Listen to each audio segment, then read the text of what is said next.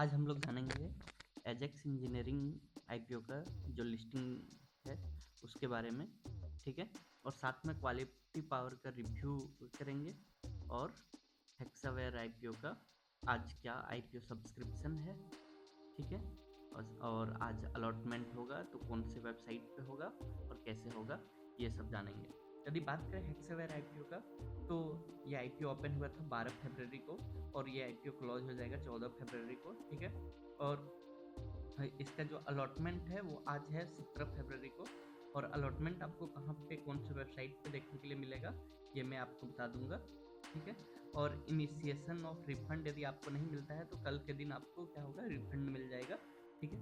और इसका लिस्टिंग होने वाला है बुधवार को 19 फरवरी को। ओके। और यदि बात करें इसमें कि सब्सक्रिप्शन स्टेटस क्या है तो एंकर इन्वेस्टर्स ने 1 टाइम सब्सक्राइब किया हुआ है अभी तक और एम्प्लॉइज ने 0.33 टाइम्स। तो यहाँ पे देखा जा रहा है कि एम्प्लॉइज का ही जो इंटरेस्ट है, किसी भी कंपनी को यदि कोई बहुत गहराई से जानता है तो उसे उसके एम्प्लॉइज ही जानते हैं। और यहाँ पे एम्प्लॉइज का ही सब्सक्रिप्शन स्टेटस कम आ रहा है, इसका मतलब कुछ ना कुछ तो झोल है और यानी कि ये लिस्टिंग भी थोड़ा कम ही देने वाला है। ठीक है। और बात करें तो उसी के हिसाब से यदि देखा जाए तो ग्रे मार्केट प्रीमियम में भी गिरावट आ चुकी है। और ग्रे मार्केट प्रीमियम पहले 2 रुपये 5 पैसे पे थे, 50 पैसे पे थे, सॉरी। और अभी यदि देखा जाए तो ये 1 रुपये पे पहुंच चुकी है। ठीक है। और यदि बात करें अब की क्वालिटी पावर का तो क्वालिटी पावर जो है ये आईपीओ का के बारे में डिटेल्स हम देखते हैं। तो ये आईपीओ है जो आपका 14 फरवरी को ओपन हुआ था वैलेंटाइन डे के दिन। ठीक है। वैलेंटाइन डे के दिन ओपन हुआ था एंड जो ये क्लोज हो जाएगा वो 18 फरवरी यानी कि कल के दिन, ट्यूसडे के दिन ये क्लोज हो जाएगा। ठीक है। और बात करें इसका अलॉटमेंट स्टेटस तो वेडनेसडे को आपको अलॉटमेंट मिल जाएगा। और यदि आपको अलॉटमेंट नहीं मिलता है तो रिफंड 20 फरवरी को हो जाएगा। ओके। और बात करें इसका जो प्राइस बैंड रखा गया है तो प्राइस बैंड 401 रुपये पर शेयर से लेकर 425 रुपये पर शेयर के बीच में रखा गया है और फेस वैल्यू 10 रुपये पर शेयर रखा गया है। ठीक है। और रिटेल इन्वेस्टर्स को इसमें अप्लाई करने के लिए कम से कम 1150 रुपये लगेंगे, यानी कि 26 शेयर्स के लिए आपको अप्लाई करना होगा, बिड करना होगा। ओके। और बात करें यदि इसका फाइनेंशियल स्टेटस का तो रिवेन्यू में देखा जाए तो रिवेन्यू तो थोड़ी बहुत बढ़ी है बट उतनी तेज़ी से नहीं बढ़ी है। कहने का मतलब है कि 2022 में देखा जाए इसका रिवेन्यू तो 211 करोड़ के आसपास था, जो कि बढ़ करके 273 करोड़ के आसपास पहुंच गया। ठीक है। और जो कि 2024 में बढ़ा है, लेकिन यदि 6 मंथ का रिवेन्यू में देखा जाए तो यहाँ पे क्या कहते हैं 182 करोड़, यानी कि यदि इसको डबल कर दे तो लगभग 360 करोड़ के आसपास जो है इसका रिवेन्यू देखा जाएगा। और प्रॉफिट आफ्टर टैक्स भी बढ़ा हुआ है।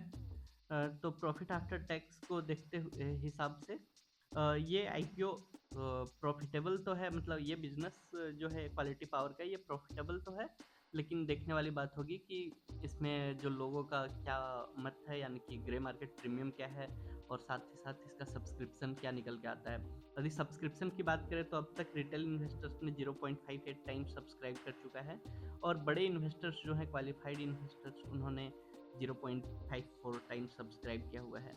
और आज दूसरा डे है तो फिर दूसरे डे के दिन देखा जाएगा कि क्या इसका सब्सक्रिप्शन स्टेटस निकल के आता है। ठीक है। और बात करें हम क्वालिटी पावर के ग्रे मार्केट प्रीमियम का तो इसका ग्रे मार्केट प्रीमियम लगातार ही कम होता जा रहा है, जो कि पहले 8% के आसपास था। ठीक है।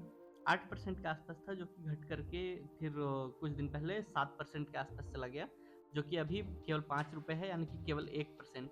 और इसमें यदि बहुत ज़्यादा दो मत ना देखा जाए तो हो सकता है ये नेगेटिव भी जा सकता है 5 रुपये या 10 रुपये के आसपास, यानी कि आपको लिस्टिंग डे हो सकता है कि लॉस भी हो, लेकिन ये प्रॉफिटेबल बिजनेस है तो एट द एंड आपको प्रॉफिट देखने के लिए लॉन्ग टर्म के लिए आपको प्रॉफिटेबल हो सकता है। ठीक है।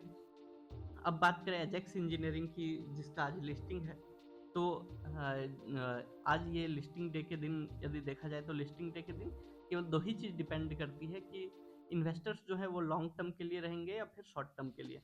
तो सबसे पहले जो है इसका रिवेन्यू की बात करी जाए तो रिवेन्यू यदि देखा जाए तो 771 करोड़ था 2022 में, ठीक है, जो कि बढ़ करके 1172 करोड़ हो गया और फिर बढ़ करके 1780 करोड़ हो गया। और प्रॉफिट आफ्टर टैक्स भी यदि देखा जाए तो लगातार ये बढ़ ही रही है, ठीक है। तो इसमें कहाँ मतलब मुश्किलें कहाँ है, तो यदि बोला जाए कि मुश्किलें कहाँ है, तो यदि देखा जाए इसका सब्सक्रिप्शन स्टेटस, तो इसे क्योंकि प्रॉफिट आफ्टर टैक्स भी अच्छा खासा था, तो सब्सक्राइब भी एम्प्लॉइज ने और रिटेलर्स ने ठीक ठाक किया है, यानी कि एम्प्लॉइज को भी भरोसा है इस शेयर्स पे, यानी कि आप लॉन्ग टर्म के लिए इस पे बिड कर सकते हैं। यानी कि डे 1 के दिन यदि आपको प्रॉफिट ना हो रहा हो तो लॉन्ग टर्म के लिए होल्ड करा जा सकता है ये शेयर्स।